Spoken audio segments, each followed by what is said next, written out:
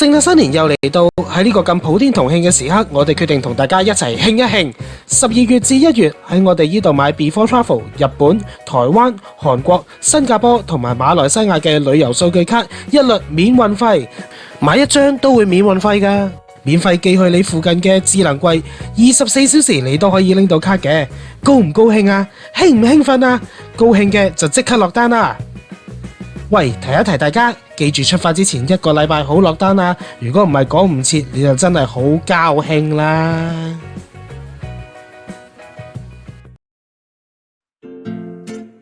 兵家常事 YouTube Channel 再為大家帶嚟新嘅訂閱折扣優惠，中意邊飲酒邊睇波嘅朋友呢，大家留意啦！現凡訂閱兵家常事 YouTube Channel 嘅觀眾，由即日起由 EE Shop 22商社購買任何格魯吉亞葡萄酒，即獲9折全線優惠。落單嘅時候只係需要出示訂閱嘅截圖呢，就可以享有呢個優惠噶啦。訂購或者查詢呢，可以 WhatsApp 91660926。此優惠解釋權由 EE Shop 22商社全權擁有。睇完節目之後，記住撳個訂閱掣，同埋幫手睇埋個廣告啊！好，大家好，今日翻嚟兵家常事嘅 YouTube Channel 啊，咁我係 EV 啦，咁啊今日翻到嚟第2個節目咧，咁就嚟到新兵報道嘅時間啦，咁樣，咁啊新兵報道啦，今一集咧就唔係同大家講任何嘅比賽嘅結果啦，又或者係一啲嘅比賽嘅過程咁樣，咁啊今日嘅新兵報道啦，主要咧就係源自青年軍專家 George Bird 嘅一篇嘅叫做貼文啦嚇，咁啊裏邊咧就講述到話究竟1月份啊，佢認為啦嚇，究竟阿仙奴嘅青年軍嘅球員裏邊咧有啲乜嘢嘅球員咧係覺得會離隊啦，又或者係將會外借嘅一啲嘅名單啦嚇，咁啊呢一度啦，咁我亦都同大家分享下呢一張名單啦，咁啊亦都同大家講一講啦，我對呢啲球員嘅感受啦，同埋嗰踢咗半季啦，咁啊究竟呢啲球員嗰個嘅定位同埋定向應該我自己覺得就應該會點樣處理咧咁樣，咁所以咧就會有今一集嘅新兵報道咧就出到嚟噶咁樣，咁啊大家都唔會明白一樣嘢噶啦，咁啊 rating 咧就會比較低啲，咁同時間啦關注程度唔係好高，咁但係啦我都好想同大家分享下呢一啲嘅資訊嘅咁樣，咁啊首先啦喺佢嘅名單裏邊，咁啊第一個咧就係呢一個嘅奧耶迪積啦咁樣，咁今年啊你問我奧耶迪積嚟講咧，咁個表現咧就真係非常之唔錯嘅，認真嗰句喺 U21梯隊裏邊啦，咁啊叫做即係由一個中鋒轉型啦，就變咗打一個嘅翼鋒嘅角色啦。咁轉咗型之後啦，反而咧就善用到佢自己嘅身形啦，同埋爆破力咁喺個邊路裏邊啦，咁啊造成咗非常非常之具威脅嘅一個嘅叫做攻擊嘅傳員啦嚇，咁啊入球嘅數字啦，咁啊亦都喺呢一個嘅球隊嚟講咧，叫做而家嘅神射手咁樣。咁啊對比起啦之前嗰一季啦，喺個中鋒嘅位置裏邊，再加埋外借時間嘅比較淡靜啲嘅一啲嘅表現嚟講咧，就的而且確咧，咁啊有非常之大幅度嘅進步。咁啊季初嘅情況之下咧，亦都傳聞過有德甲嘅球會啦，已經咧係想羅致呢一個嘅球員啦咁樣。咁啊嚟自阿仙奴嘅青訓梯隊出產嘅呢一類型嘅球員啦，喺德國嚟講咧都唔好話唔吃香。之前啦，咁啊呢一個嘅 Leighton Taylor 啦，跟住再加埋呢一個嘅而家喺多蒙特嘅馬倫啦等等，其實都係呢一類型嘅球員，咁所以啦，亦都非常之難怪有德甲嘅球會啦會注視到。咁啊同時間啦，呢一個球員啦同阿仙奴嘅合約咧，據聞啦嚇就得翻呢一個嘅1年或者係年即係半年咁樣嘅情況啦嚇。咁啊所以咧基本上咧就處於一個咧你唔續約就放埋嘅時間，但係如果你續約嘅話咧，基本上咧你見到一線隊咧暫時嚟講啊，以佢嘅表現嚟講咧，真係未能夠進入到，咁所以咧基本上啊放賣就可能會係一個比較啲合適啲咁，同埋對球會嚟講係最大利益嘅一個嘅處理方式。咁當然啦，外借亦都係非常之大機會啦咁樣。咁但係啦，會唔會有相關嘅買斷條款啦？又或者係一啲嘅賠償嘅一啲嘅條款啊等等咧？咁呢一個咧就要睇一睇轉會嗰個嘅情況啦。咁但係咧，我就非常之認同呢一個嘅球員啦係需要離隊㗎啦咁樣。咁啊再喺個青年軍裏邊浸嘅話咧，其實都會阻礙咗佢嘅發展步伐。咁啊，至於另一個咧，同佢其實都共同競爭緊同一個位置嘅咧，就係愛華仕啦咁樣。咁啊，一句講晒，咁啊非常之靜啊，咁啊今季，咁啊除咗一啲基本嘅1-2個入波之外啦，咁啊上年嘅外借亦都叫做失敗咁樣。咁而家得翻半年合約嘅情況之下咧，其實咧再留翻喺個 U 梯隊裏邊咧，其實就壓住咗嗰半季嘅中鋒嘅發展嘅空間啊咁樣。咁如果你問我出我話事嘅，我寧願出 U18嘅 Andrews 俾佢擔正，然之後等佢適應呢個 U21嘅足球多一啲啦咁樣。咁相對嚟講我話事啦，咁我就會直接咧就將佢掛牌放售啦，幾平都好都照買 OK。咁因為咧嗰個嘅表現啦，實在真係唔多話理想咁樣。咁同時間咧喺我心目中啦，呢個球員啦，英甲或者英乙水平嘅球隊嚟講啦，可能就會比較適合多啲佢嘅發展咁樣。咁所以總括嚟講，呢個球員咧，我就贊成放買咧就多過外借噶咁樣。好啦，咁啊至於另一個啦，咁就俾呢個嘅教練啊 U21教練阿里點名嘅咧就係呢個嘅 Monures 啊咁樣。咁啊呢一個嘅中堅啊，由上一季咧我已經覺得呢個中堅咧炸彈級別嚟㗎啦，真係講真。咁啊經常走得晒啲位啊，跟住拍埋去又拍得唔實淨啊咁樣。咁啊基本上咧都唔係話一個非常之出色嘅球員，兼且咧後防因為佢漏洞亦都非常之大咁樣。咁所以啦，你問我嘅，咁我就真係會將佢咧徹底地放棄同埋放埋㗎啦。咁但係啦，呢咧就唔知點解話賣花讚花香喎，就覺得咧呢一個球員嘅表現咧好出色咁啊，兼且咧覺得佢係需要盡快接觸呢一個一線隊嘅足球咁樣。但係我覺得如果 U21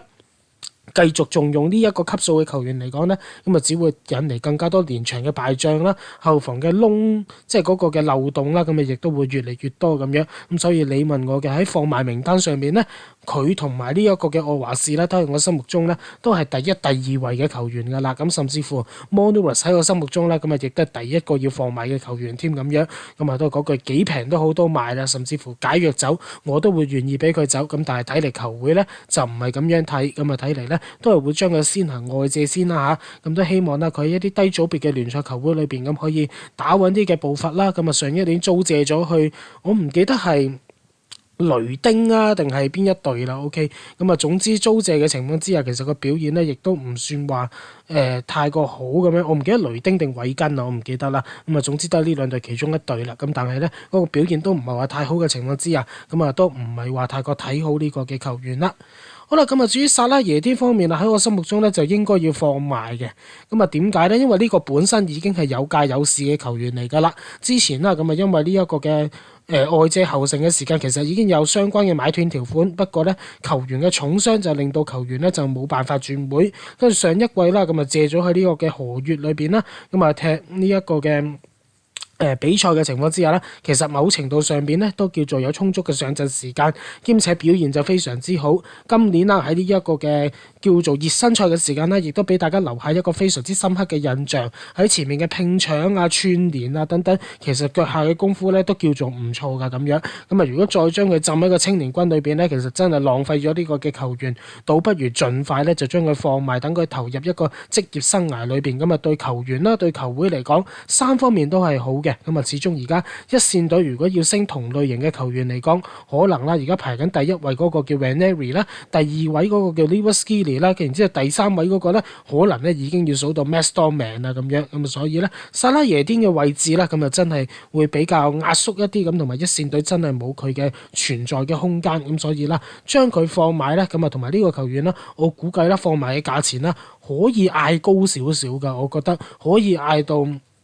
100萬英鎊左緊咧，都應該可能會有球隊會要嘅咁樣。咁啊，所以咧呢一個嘅球員啦，我覺得絕對咧就有放賣嘅空間。就算賣唔到7位數字嘅，都希望賣到一個6位嘅數字加2次轉會條款啦。咁樣咧，對於大家嚟講咧，都會一個比較好嘅結局嚟嘅。好啦，咁啊繼續數落去啦，喺張名單裏邊啦，咁啊仲有4個嘅球員俾人提及到嘅，咁啊包括咗 Jack Harry Francis 啦，咁啊之前我哋都喺呢個借你個兵裏邊啦，都講過好多次啦，呢個球員咧認真嗰句咁啊升上一線隊嘅機會咧好困難噶啦，咁啊樣樣都有一啲周身刀，但係咧都唔見話有張利咁樣，咁啊但係咧喺呢個嘅愛爾蘭嘅聯賽裏邊啦，叫做踢得唔錯咁樣，咁啊同阿仙奴嘅合約咧亦都得翻半年，咁所以啦嚟緊預計咧。一係就將佢外借，然之後就收翻個青訓賠償金；一係咧就將佢徹底地就將佢放埋咁啊，然之後咧就收翻筆錢。咁我估計啦，佢都非常非常之大機會啦，咁啊會去呢個嘅愛爾蘭嘅聯賽裏邊揾食啦。咁啊始終借佢嗰一間嘅球會啦，咁啊 Sligo Rovers 對於佢嘅表現嚟講咧就非常非常之滿意。咁啊據聞呢，亦都同阿仙奴啦咁啊展開咗有關呢個球員嘅下一次嘅租借甚至乎買斷嘅談判咁樣。咁啊所以呢個球員離開咧，咁啊亦都覺得非常之合理，咁啊總好過而家 U21 又冇得踢，咁啊淨係留喺一線隊嗰度咧做呢個嘅培訓童子，咁都係有啲浪費咗呢個球員嘅天賦噶。好啦。咁啊，跟住落到嚟啦，咁啊到 Curry 咯，馬甸尼嘅 Curry 呢一個咧，我覺得咧就係為咗培育佢咧而需要外借嘅咁樣。咁中堅啦都係嗰句啦，繼續擺個青年軍裏邊咧，其實如果一啲高質素啲嘅球員繼續喺嗰個梯隊裏邊浸嘅話咧，就未必會浸得到好多嘢翻到嚟，掟佢去一啲職業聯賽嗰度咧，就可以令到佢盡快咧就吸取呢個嘅比賽嘅經驗啦，令佢有一個快速成長嘅空間。咁我哋亦都見到啦，呢一個嘅中堅對比起而家其餘嘅中堅，例如頭先講過嘅 Monurus 啊、Heaven 啊，跟住U18 裏面嘅奇勒啊等等嘅球員嚟講咧 Curry 都可以話係呢一批裏邊咧叫做最好嗰一個嘅球員啦。咁啊有佢嘅身位啦，有佢嘅身形，有佢嘅高度啦，咁樣咁啊個轉身啊，又或者係掃蕩嘅能力都叫做有喺呢度。咁所以我覺得啦，喺一個培訓計劃裏邊嚟講咧，佢就絕對值得喺1月咧進行一個嘅租借，然之後等佢吸收一啲嘅聯賽嘅經驗咁樣。咁當然啦，嚟緊嗰一季亦都唔覺得話佢會即係可以頂到上到嚟做一個第4嘅中堅，甚至乎取代基維奧嘅位置。咁但係啦，作為一個長遠嘅培育嚟講，係時候而喺呢一個 moment 裏邊咧開展佢嘅外借之路啦咁樣。咁所以呢一個嘅球員啦，我都會覺得係應該需要外借，但係咧就唔係放賣嘅。好啦。然之後啦，咁啊到 Jimmy 高華啦，咁啊 Jimmy 高華咧，而家喺U 梯隊裏邊個使用方法啦，咁啊其實咧都接近一個8號或者一個10號嘅位置。咁正如頭先所講啦，咁啊喺一線隊嚟講咧，咁啊真係冇任何嘅空間俾你噶啦，呢兩個位置 OK。咁啊 Ranieri 啦、Lewis Skinny 啦都會霸住咗嗰個嘅青訓球員嘅位置。咁啊佢嘅表現啦，亦都暫時未能夠挑戰到呢兩個前輩嘅嗰個嘅情況噶咁樣咁啊。但係啦喺 U21 嚟講都叫做撐起咗支球隊啦。咁啊類似嘅感覺咧就真係似之前嘅隊長 Ben Cottrell 啦。乜都有啲咁啊，叫做可以客串到幾個位置，踢到一個嘅逆風，亦都踢到一個嘅攻中，但係輸出嚟嘅功率咧就唔算話太過高咁樣。咁但係咧佢會做到一啲嘢俾大家睇啦咁樣。咁所以你問我嘅擺喺個 U21 裏邊繼續浸就有啲浪費時間，倒不如啦掟佢去職業嘅聯賽裏邊，等佢嘗試一下感受下一啲職業比賽，咁啊然之後睇睇呢個球員個做法係點樣，咁樣咧就可能會係一個比較合理啲嘅安排，同埋一個叫做半長遠嘅投資啦咁樣。咁啊去到最尾借得唔啱嘅，咁啊亦都可以將佢放埋等等。咁所以啦，你問我都係一個唔錯嘅時機，喺1月咧就將佢外借去到其他球會啦。咁啊至於最尾一個嘅球員啦，咁啊 Joe Nichols 啦咁樣。咁啊一線隊嚟講咧，咁都曾經見過佢踢過聯賽杯啦。咁個表現咧都叫做穩打穩紮，但係唔知點解咧落翻 U 梯隊裏邊咧，咁就好多漏洞喎。咁當然啦，我會咁講嘅 U 梯隊個中堅啦，咁啊同埋防中咧，就完全同一線隊係兩個級數嘅情況啦。咁所以對於佢嘅表現嚟講咧，都會有好大嘅影響。咁呢個就真嘅。咁同埋咧，佢能夠踢左閘同埋右閘嘅共通嘅特性啦。咁啊相信咧嚟緊咧，如果真係喺一線隊裏邊有所席位嘅話咧，都會幫到個板凳嘅深度。咁但係目前為止真係缺乏個上陣嘅經驗。咁所以咧，我覺得將佢外借咧，亦都係一個非常之好嘅選擇。咁啊英甲嘅賽場啦，可能咧就會比較理想啲嘅位置啦。咁啊希望咧喺1月嘅時間能夠達成到呢一個嘅目的啦。咁啊當然啦，咁啊呢一個嘅球員暫時嚟講喺一線隊嘅表現咧，我都覺得還可以。咁啊同 Lewis Skinny 嘅情況有啲相似啦。咁啊落分 U21 嘅情況之下，由於自己超班，咁啊其他球員跟唔上嘅關係咧，咁啊令到佢咧都會有一啲嘅問題出現。咁但係上到一線隊嘅情況之下，就可以盡情地將自己嘅才能爆發到出到嚟。咁希望 Joe Nichols 亦都係呢一個嘅咁樣嘅例子啦。咁當然啦，外借吸取一定嘅經驗喺呢個就必須要嘅。始終佢唔算話 Ranieri 啊或者 Lewis Skinny嗰啲14歲就已經係俾阿仙奴認定咗才能嘅球員，咁都需要經歷嗰個嘅浸淫嘅階段，令到佢哋咧咁啊有一個嘅成長嘅步伐嘅咁樣。咁我就覺得呢一張嘅名單啊，咁都比較上合理啲。咁啊同時間啦，亦都呢一紮球員如果真係能夠順利喺1月賣走或者借走嘅情況之下，亦都能夠推動 U18 嘅球員向上流嘅。咁啊所以都係一個非常之唔錯嘅一個嘅安排。咁希望咧盡快咧就去處理到呢啲球員嘅去向啦咁樣。好啦，咁啊今日嘅新兵報道啦，亦都嚟到呢一度啦，咁樣咁我哋咧聽日翻到嚟啦，咁就一線戰報嘅時間啦。咁因為今晚對水晶宮嘅比賽，咁亦一定會有呢個一線戰報啦。咁啊至於第二個嘅節目時段，暫時就未有安排嘅，咁希望啦咁啊盡快有相關嘅資料咁去提供到俾大家。咁但係至少咧都會有一個嘅更新提供到俾大家嘅。好啦，咁啊節目時間嚟到呢度，希望大家繼續支持住幣頻道啦。咁啊繼續 comment、like、share、subscribe 啦。咁啊上方有呢個嘅 PayMe Code可以着兩打賞，或者再 EV 無此黑錢會員10蚊一個月，或者用 Super Fans 嘅功能咧打賞嘅。咁當然我哋多謝 Number Seven， 多謝一站式，多謝 Before Travel， 多謝 EE Shop 為我哋提供訂閱者折扣優惠，詳情可以留意翻資訊欄裏邊嘅公佈噶。咁我哋節目時間嚟到呢一度，咁我哋稍後時段裏邊再同大家見面，拜拜。